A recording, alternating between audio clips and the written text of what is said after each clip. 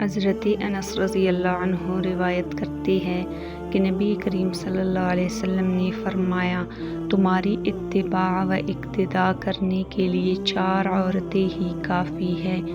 مریم بنت عمران، خدیجہ بنت خویلد، فاطمہ بنت محمد صلی اللہ علیہ وسلم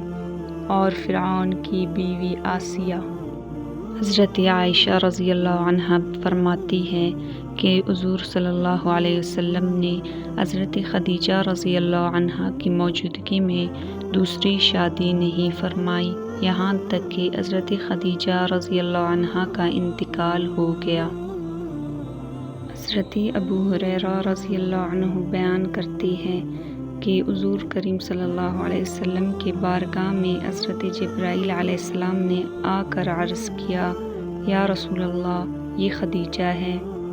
جو ایک برتن لے کر آ رہی ہے جس میں سالن اور کھانے پینے کی چیزیں ہیں۔